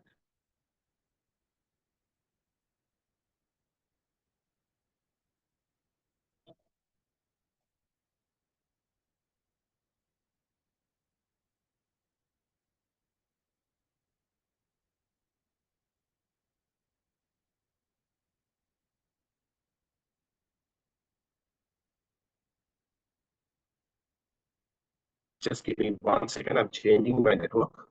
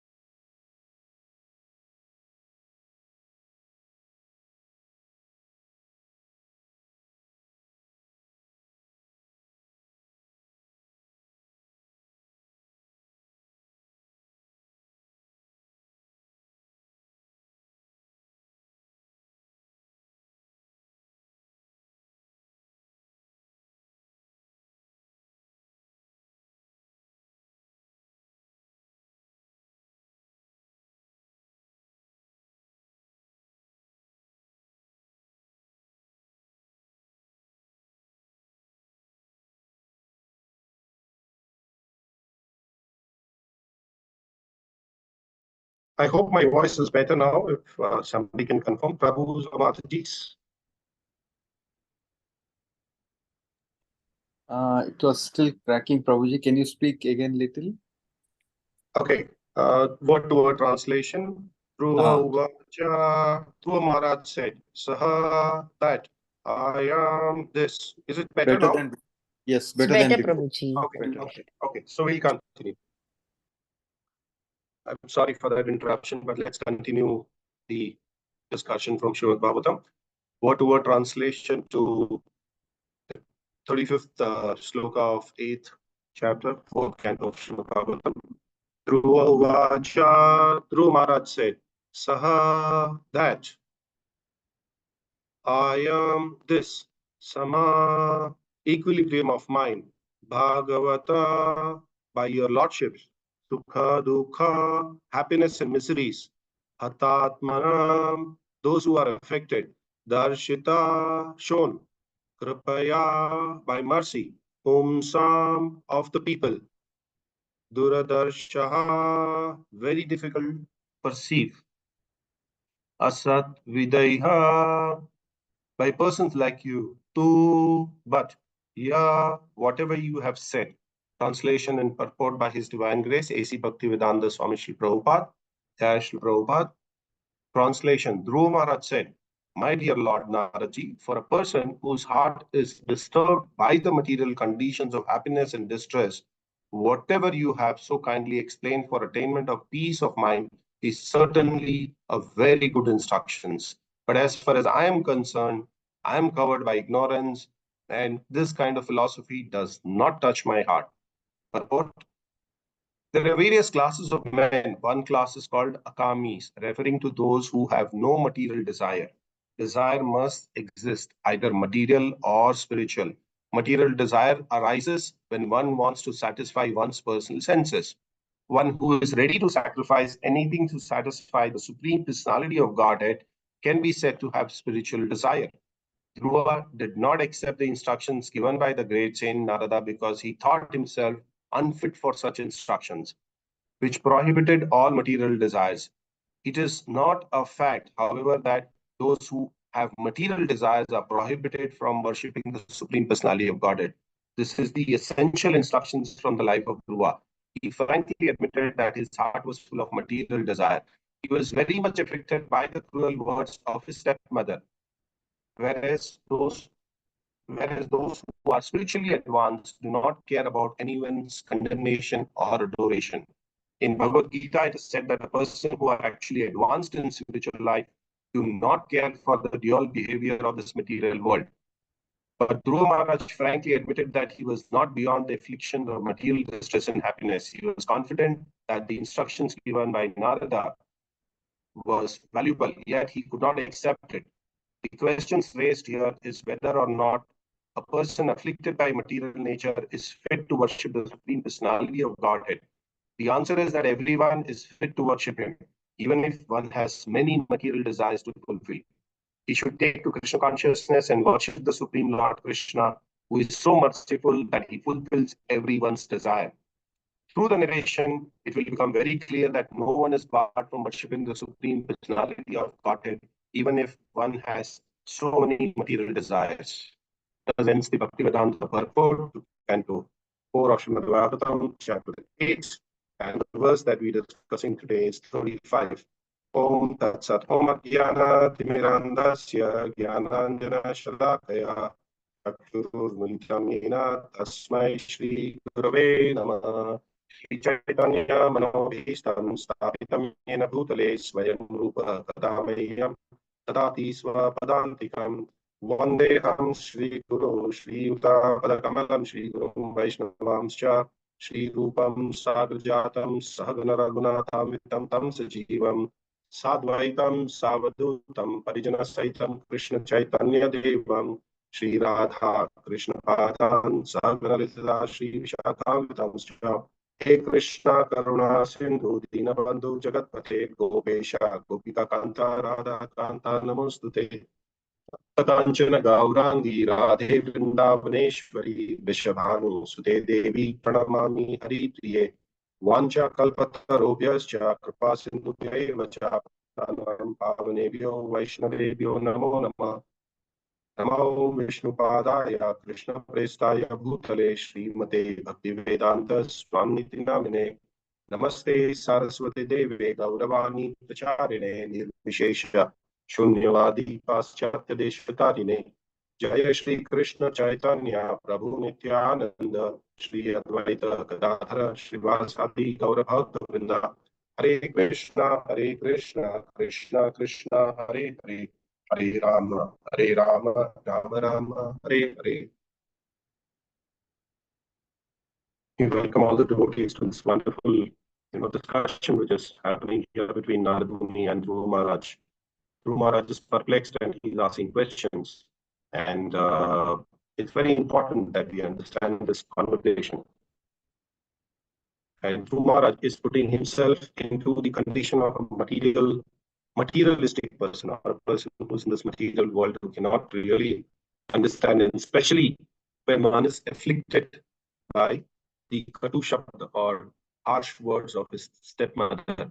So this is a very common example that we see. We lose our equilibrium when somebody uses some harsh words towards us. That is because we are not able to consider ourselves as body, spirit, soul, we still consider or identify ourselves with the material body that we have. And when we identify ourselves with the body, the affliction of this material contamination will always hit us. So in the shloka very clearly, Śrī Prabhupada is explaining, and Narad Muni is also giving, and the question is asked by Guru Maharaj, saying that, yes, Naradji, the great, teacher, great guru, but what happens to a person whose heart is disturbed by the material condition of happiness and distress? This is a very common condition for people like us. We are afflicted by happiness and distress. Again, happiness is not permanent, nor is distress. Distress also doesn't stay for a long time. It's just like the rain and the sunshine. Not that it rains all the 12 months of a year. There is rain, there is sunshine. So it's coming and going, Distress and happiness do come and go with all the human beings because we are in the material world. Whereas one thing that we have to understand is material distress and happiness are only in the material world. There is no happiness and distress as such to disturb you in the spiritual world. There is always happiness, we talk about it in the spiritual world, but it does not disturb you. It does not give you a puffed up nature. In the material world, when there is happiness for some time, then you start feeling good about it. Then you get a good position, then you realize, you think that you become a big man, you become a big person in the society, and that disturbs you. The happiness also disturbs you. As in when somebody does not give you that kind of a respect, then you feel, oh, why? I'm such a big person. Why?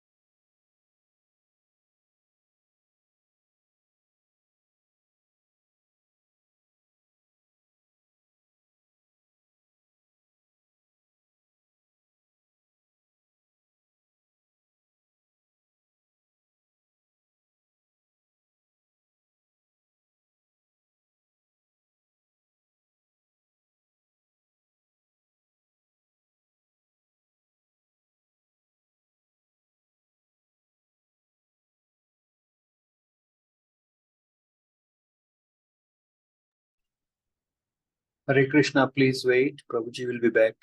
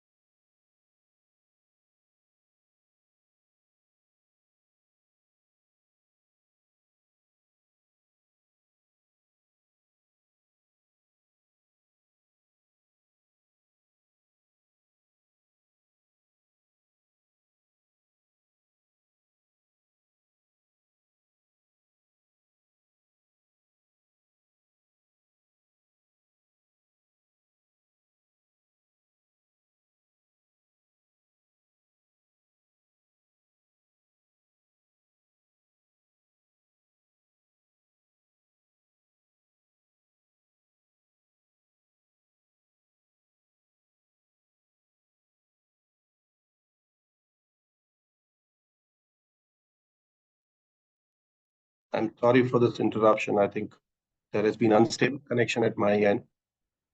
Beg your apologies for that. And let's continue with our conversation where we were. So even a great personality like Guru Maharaj is saying that, as far as I'm concerned, I'm covered by ignorance. What to speak about ordinary living beings like us? We are definitely covered by ignorance. And during the time when we are covered by ignorance, any kind of philosophy that is given to us does not touch our heart.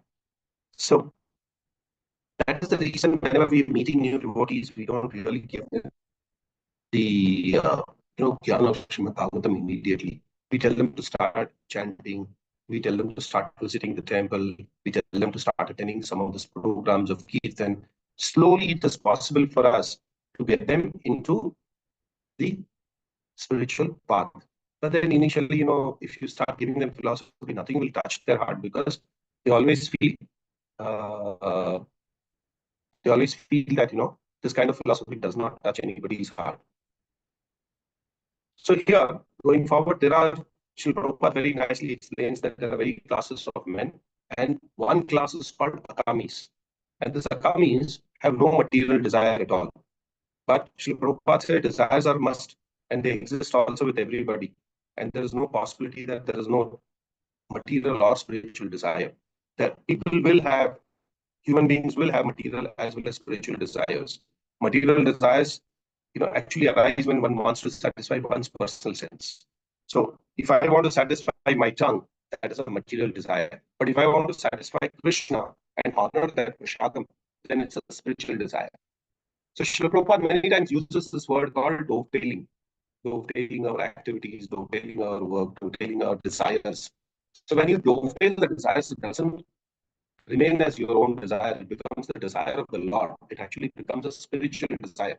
Because when you dovetail something, when you make something as a spiritual desire, even if it is your material desire, if you dovetail it as the desire of the Lord, then it becomes a spiritual desire. So here, Narada Muni is giving instructions to Dhruva Maharaj, but Dhruva Maharaj is thinking that, I am unfit to be receiving these instructions because I am still contaminated. I am still bound by the material nature.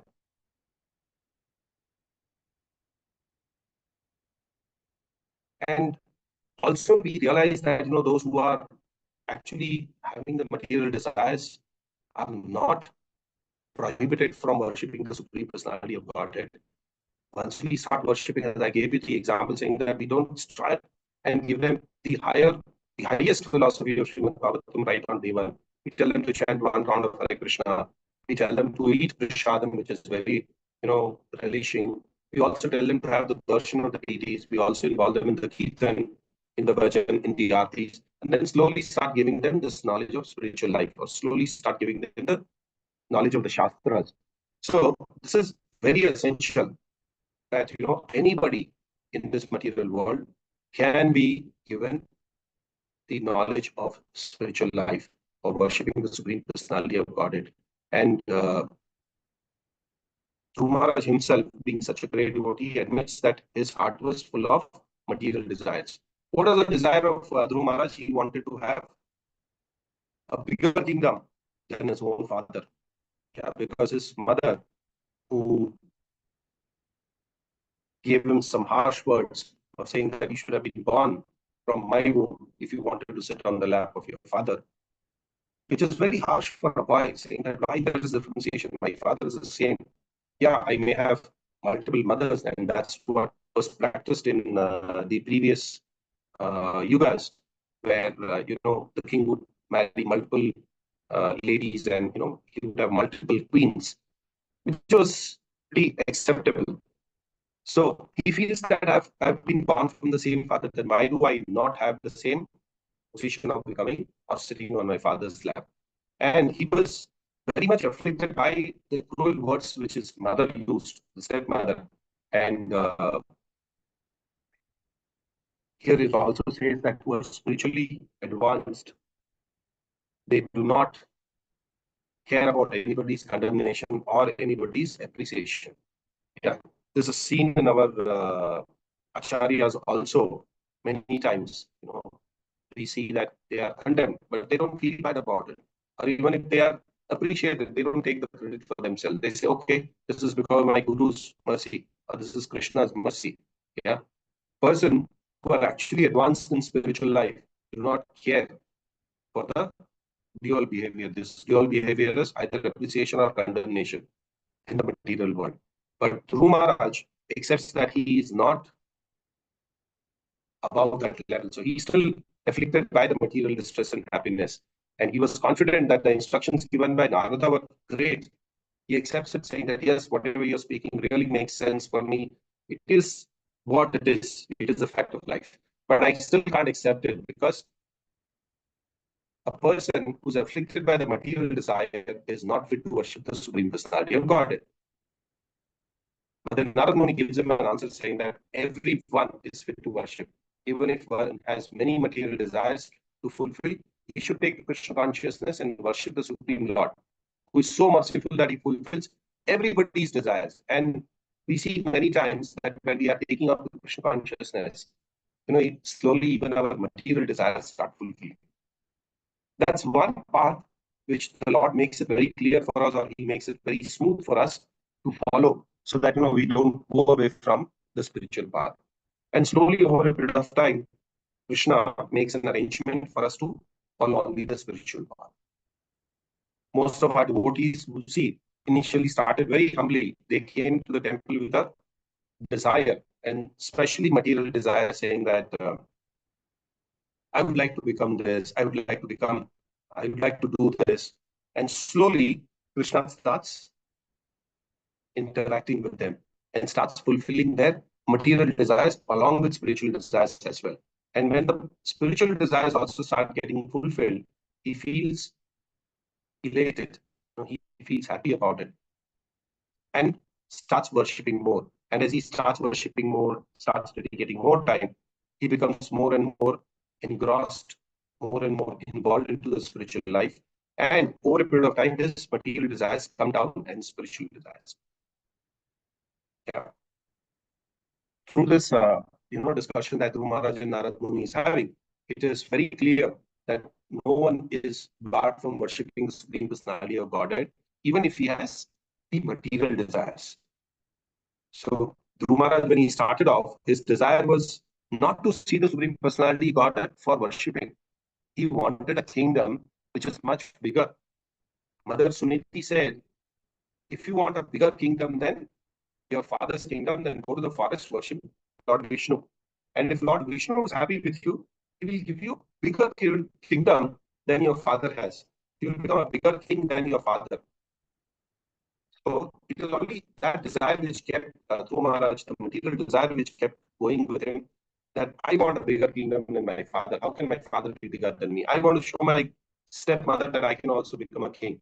Yeah, my brother can become a king. There's absolutely no problem. He did not have any apprehensions about it. But then he did not, want to leave his material desire of becoming a bigger king than his father. So very clearly, in the spiritual life, most of the people, majority of the people, I would say, come to the spiritual life with a want of material desire. And when material desire is dovetailed, transformed into spiritual desire, then the person starts enjoying it. And then over a period of time, his spiritual desires increasing and his material desires start coming down. And then at a later date, he gives it to completely to Krishna. Even desiring spiritual desire is also material because we are desiring it. But then over a period of time, with the mercy of Guru and Krishna, what he starts not desiring anything, he becomes desireless, saying that whatever Krishna does is always good for me. Whatever my Guru Maharaj thinks is always good for me. So these are the steps that slowly one needs to climb up the ladder. Initially, there is material desire. Slowly, he starts getting involved into the spiritual life.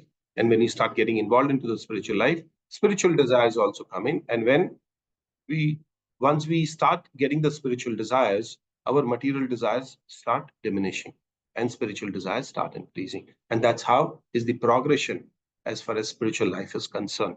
So very nice conversation here Dhruva Maharaj and Narad Muni is having. Narad Muni is clarifying every doubt of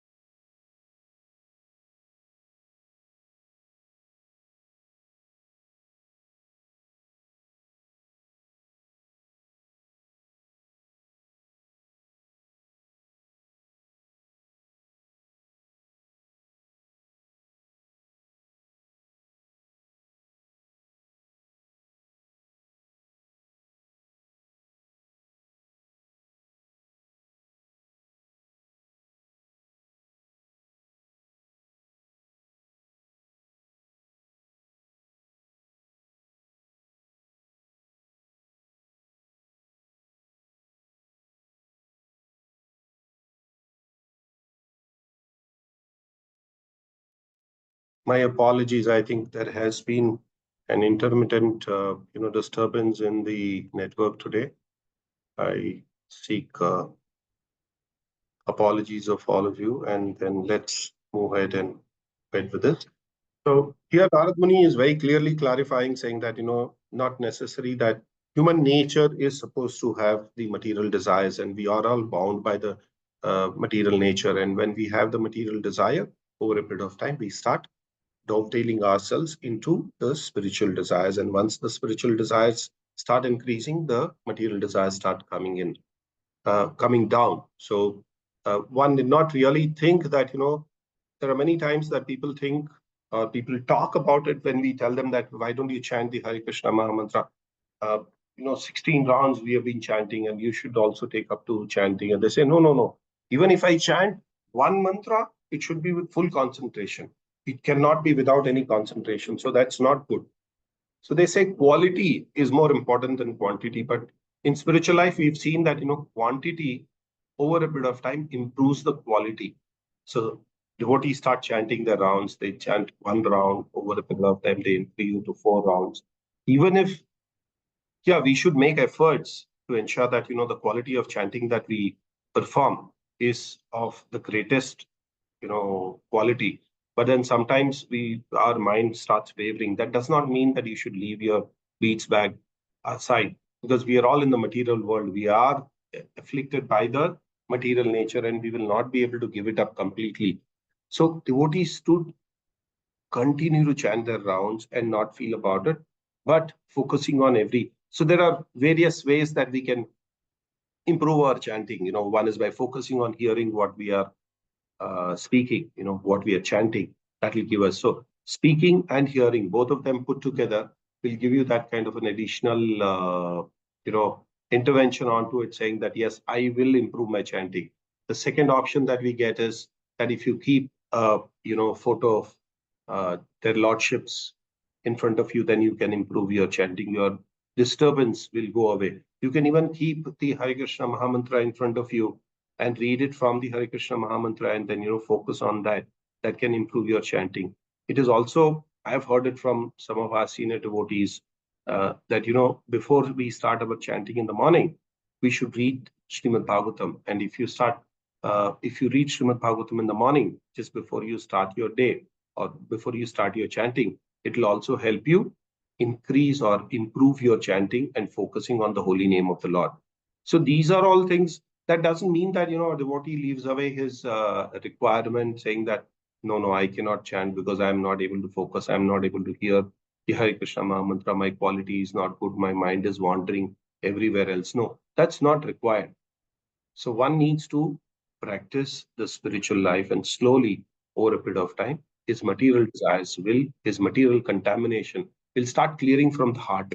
There's so much of material contamination which is there in our heart. Our heart is completely covered by the material contamination. But over a period of time, once we start cleaning it, cleaning with Hare Krishna Mahamantra, cleaning it with the spiritual tinge, cleaning it with the association of devotees, cleaning with the association of Srimad Bhagavatam, cleaning with, going to pilgrimage for yatras, taking dip in the holy river, and all of that. That will help us over a period of time to get over this contamination that we have. But nobody can get over the contamination just like that, just overnight, and say, only once I become clear, then I will start chanting. So this is a very clear instructions given by Narad Muni, saying that it is not possible that somebody is completely pure, somebody is completely desireless, somebody is completely without any material anticipation. No, it is not possible. Even brahmacharis today have certain desires which may be material in nature. Yeah. So even full-time devotees, even those devotees who dedicated their lives for a very long time to the movement, also have those desires for some time. And one should not really worry that I have some material desires while I'm chanting, I'm thinking of prasadam. It does happen. And prasadam is not a material desire at all. Yeah. Śrīla Prabhupada also says that if you can dovetail, there was a question which was asked to Śrīla Prabhupada, saying that, while you're traveling in the Western world, you're traveling by big cars, limousines and Rolls Royce and all that. Why do you travel by such cars when you are a sannyasi? So Srila Prabhupada said, I'm using it in the service of Krishna. Yeah, I'm not using it for my own pleasure. So that's called dovetailing. Srila Prabhupada also gave this example saying that with technology coming up, Srila Prabhupada used the dictaphone, who would record the Srimad Bhagavatam onto a dictaphone. And that can be used in the service of Krishna. He would also use the audio system in the service of Krishna.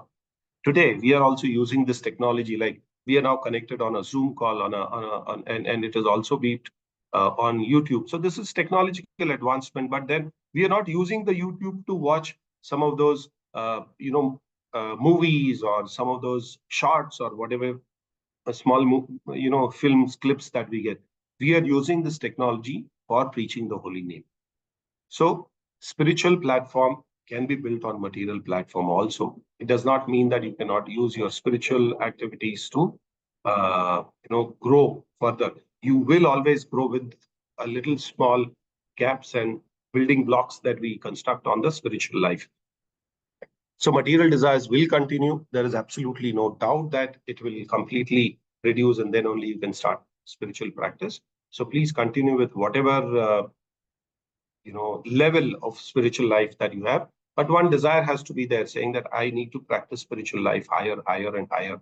And that's the way that we really progress in our spiritual life. So that's one part of it that devotees have to really look at it.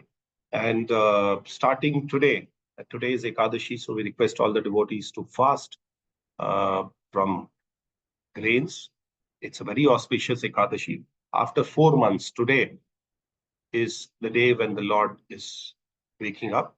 So that is why it is said Uthana Ekadashi. He wakes up on this day after the rest of 4 months, the Chaturmasya. And from today also, for those devotees who were not able to do or follow the vows of Chaturmasya, refraining from certain items during certain period of this Chaturmasya, can follow Bhishma Panchaka. Bhishma Panchaka is a very powerful austerity which can raise our spiritual levels up. So there are 3 different levels of fasting during this Bhishma Panchaka, and devotees would know all of that. The details have been sent across by the temple announcement group that's available on the group. You can look upon it. Today is also a very auspicious day of, the Gaur Kishore Das Babaji's appearance day. Sorry, it is disappearance day of Srila Gaur Kishore Das Babaji Maharaj, one of our acharyas in the Guru Parampara. And it is very important that we remember Gaur Kishore Das Babaji Maharaj. And he was also called by another name as Vaishnava Sarvabhauma. That means among the Vaishnavas, he's on the topmost position. Because if you see Gaur Kishore Das Babaji Maharaj, he was never spoken very, this one. He was not, in the material sense, he was not very qualified or not educated. But still, his dedication towards the holy name was very, very important.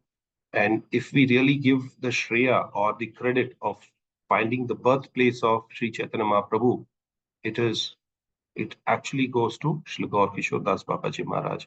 Because when Bhaktivinoda Thakur found that, there's a light coming in from a place in Mayapur, he was taken there. He was like a hunched man, He would have folded his body like this. And he was taken on a basket.